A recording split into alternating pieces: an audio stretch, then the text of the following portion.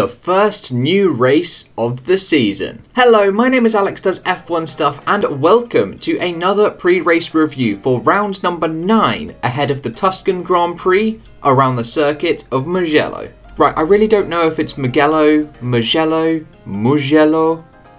any other form of me saying it, I'm not sure. Probably going to stick to Mugello or may slip into Mugello, I don't know yet. But yes, brand new circuit. First new circuit of this wacky sort of 2020 season that we've got right now. Only one DRS zone though on the long main straight. It's a bit of an interesting looking circuit though. Sort of got lots of tight, twisty, squiggly wiggly bits. Yeah, squiggly wiggly, that's all I can think of. So perhaps it may just be like a Sector 3 in Spain, or sort of maybe a little bit quicker Monaco kind of style circuit. Not 100% sure.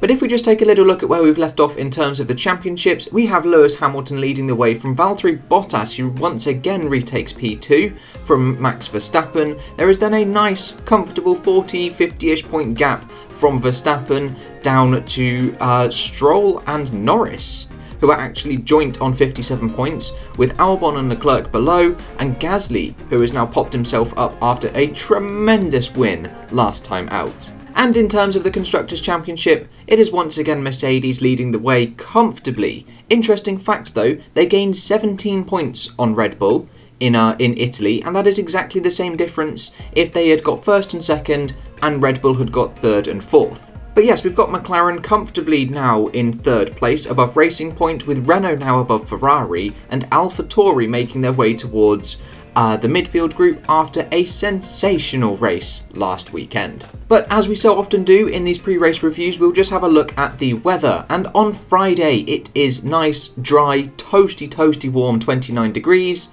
Saturday, much the same, toasty warm, 29 degrees. And Sunday, even hotter and literally no % chance of rain. I know it says 10, but we had 10 for Monza and it didn't, so it's not going to rain. It's just not going to rain.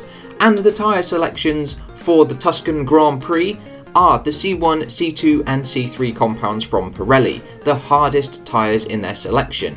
I feel that's sensible for a track that you don't know, and these cars haven't been around this track, so you don't know the data of it. It's like when we first went to Russia in 2014. They brought the hardest set of tyres.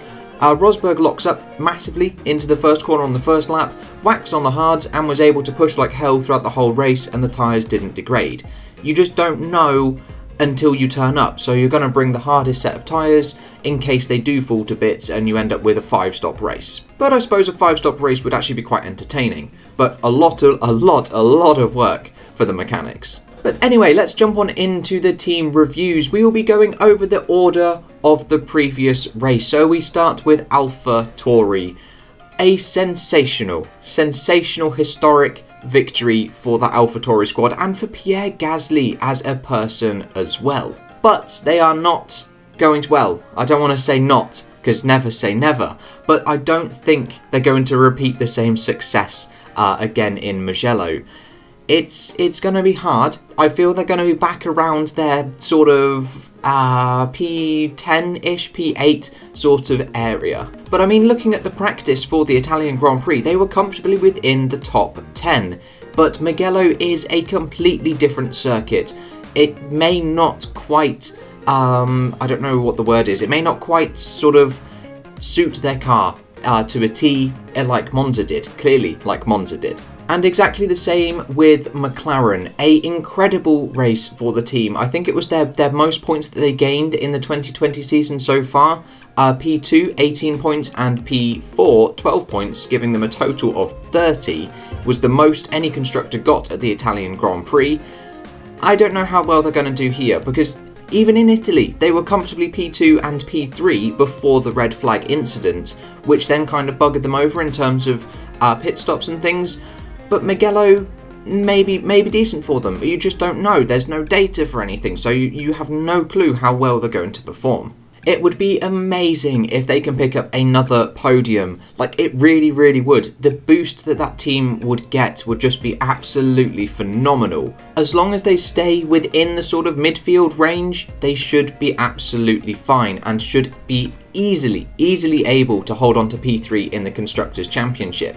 But a team that is a bit on the iffy side for me right now, Racing Point, they should have won. They had all the capabilities to win. That car is quick, they know the car is quick, it's got solid race pace, but Stroll bottled it. Had a crap start off of the line after this red flag restart, then he went wide into the, not the first chicane, the second chicane, I don't know what that one's called, but he went wide, locked up, and then was overtaken by pretty much everybody, and he lost it from there. He even said himself it was his race to lose, and he did. He did. So even though this team had a podium, and finally has a podium this year, it could have been and should have been so much more. They have yet to capitalise on this car's ability. They have so far, I would say, they have underperformed massively this year. There hasn't been any race, maybe, what was it, where they were 4th and 5th or something like that, ahead of Albon but behind Verstappen. I can't remember which race that was, but I think they were 4th and 5th or something like that. That was the only race that they really capitalised on this car's pace. I think it was Hungary where they were on the second row of the grid as well, and it was their podium to lose, and they still lost it, but it was still a strong race. But again, Mugello, I don't know what's going to be in store. I don't think anyone really knows what's going to be in store for them when they turn up. It's just going to be a bit of a guessing game, but I feel that McLaren have the slight edge over Racing Point at the moment. And finally, we get to Mercedes, the weekend in which Bottas needed a good result, and he didn't get it. He didn't get it. Only gained 3 points on Lewis Hamilton, which in the grand scheme of a 17 race season is not enough. It's not enough to overhaul a 47-point deficit.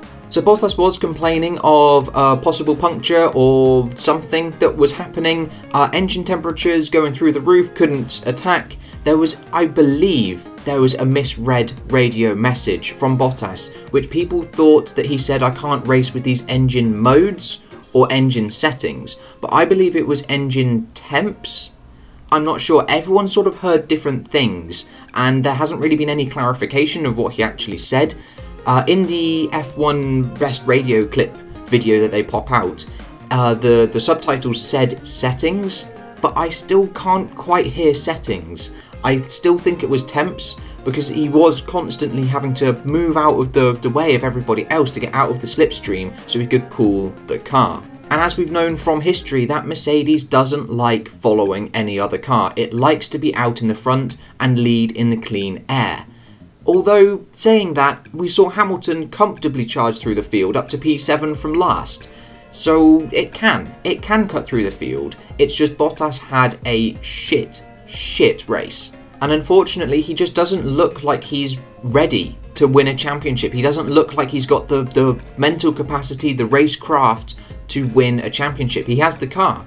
He definitely has the car, but he doesn't have anything else going for him, unfortunately. And this is another weekend in which he must at least score a pole position over Lewis Hamilton to try and gain some sort of advantage. He needs to sort out those starts as well. That's 2 races that he's had a bad start, which has cost him massively. And then he just needs to outrace Lewis. And he needs to start winning some more races. It's been, what, 8 races since he's won? 6 races since he's won now? It's too big of a gap. And to Renault, who were trying to shut up Esteban Ocon. I'm not sure if you heard on the radio, they were saying, good race, really good race to come from P12 to 8th. And then Ocon just said, no, I don't think it was a good race. And they said, not over the radio, please. And then he went, no, this is the place. This is the place to talk about our issues. And then even Cyril said, Esteban, not the place. Which I feel blew that whole radio communication into just oblivion. It really blew it out of proportion. Them actually trying to silence him over the radio. That, I've never really seen that before. But definitely, considering the podium that we had, Renault flopped. They didn't capitalise as much as they should. And again, Mugello, it sort of suits the tracks that we've seen, like Spain, for example. It's much the same. It's an Italian Spain in some respects. And look at where they were in Spain, out of the points, both cars. It's a track that doesn't suit the Renault, so they will struggle. And moving to Williams, the first race in which the Williams family won't be there. They've also had the announcement that I think Simon Roberts will be acting team principal. And yeah, I suppose that may just shake up something. It's possible. Obviously, it's not going to turn the team around in just 1 week's time. They're not going to suddenly be in the points. But they may possibly do something better or maybe something worse. You don't know. I don't know how quickly someone can turn things around. You know, I don't know how quickly it will start to change now that there is a different person at the top. But again, it's looking like a circuit in which the Williams might actually do better than Monza and Spa. So their car is a bit draggy, which is evident by the fact that they was behind the Ferrari-powered cars in Spa and Monza. So perhaps at this sort of wiggly, squiggly wiggly circuit, they may actually do quite well, and possibly a points contender. And I would say definitely for George Russell at least, a Q2 contender. It's looking good. I think it's looking good for Williams this weekend. And then we've got Haas, who really caused all of the mayhem, didn't they? What was it? Kevin Magnussen causing that safety car, which caused the penalty for Lewis Hamilton and Antonio Giovinazzi. And then we had the red flag as well, which also helped. But it was definitely started by Haas. They had a bit of an iffy weekend though. Grosjean P12, I think he was. And again, they may do better though in Mugello, as it's not such a power track and their cars are inherently... I don't want to call them inherently draggy, but they've had a solid power unit to push them across the line last year, and all the Ferrari-powered cars did. And then this year, it's now now that advantage is gone, it's now highlighting their chassis performances. But because it's not a power track, they may actually sort of close that deficit up a little bit. And then Alfa Romeo. So it was hard, wasn't it? It was hard watching them go from P2 and P3 with less than half the race to go to 13th and last. Granted, Antonio Giovinazzi had his penalty, which plopped him all the way down in last. But watching Raikkonen fall from P2 to P13 on pace in less than half of the race, it was sad. It was just a bit demoralising. Really quite demoralising. But again, as I've said for Haas, I feel that Mugello may just suit the Ferrari-powered cars a little bit better. And especially with the engine mode setting changes things, they may actually be brought a little bit closer, as we've seen this weekend. Or last weekend, sorry. And speaking about the teams that have been affected by the engine mode change, Red Bull. They were sort of, again, 9/10 off in qualifying. I don't know whether it's just because their car, they traditionally don't really do well at Monza, do they? Traditionally, it hasn't been one of their favourite circuits, which is why Mugello is going to be a better test for this. But definitely on the outset, it looks like they have been affected by this technical directive, which they were the most vocal for pushing to try and reel in Mercedes, or to try and cap Mercedes, but it sort of affected them, may have backfired slightly. As we saw in the race, they just had no pace. Even Max Verstappen, I can understand Albon because I think he did have a bit of floor damage after a little dink with Romain Grosjean, which he got a penalty for. But even Max Verstappen didn't have any damage. Yes, he had his engine problems after the red flag, but the first bit of the race he couldn't do anything. But then neither could Bottas. So perhaps the engine mode thing has affected people, or perhaps it was just Monza. I don't know. Which is why we need to see if Mugello is any different for these teams. And finally, Ferrari. At last, once again, in this list of people. And I suppose in some respects they've got a second chance to disappoint the home fans. I don't know if that's a bit harsh. As Monza was a bit of a shit show for the Scarlet team. Having both cars DNF, I think for the first time since 1995, which if I remember rightly, that was the camera thing fell off of, was it Jean Alesi's car and then hit Gerhard Berger and caused a suspension to fail, and then even Jean Alesi ended up retiring. I may have got the drivers wrong, but I think I've got the incident right, I'm not sure. It'll be interesting to see what Ferrari can do. I feel, though, that Mugello suits this car. You know, they've done... Charles Leclerc has proven that he can do well on twiddly-widdly circuits, like Austria and Spain. I mean, he even did well in Spain. No, he didn't. He retired in Spain. What was the circuit he did well in? Britain, there you go. He did well in Britain, which was sort of a like slightly twiddly-widdly circuit. Even Hungary he did okay in as well. So I feel it could slightly come back to Ferrari, and Charles Leclerc may end up scoring some points, possibly Q3, but definitely Q2. But that is all I've got for you today, guys, for my pre-race review ahead of the Tuscan Grand Prix. Thank you so much for watching, and I will catch you in the next video with whatever and whenever I decide to make it. I'll see you guys then.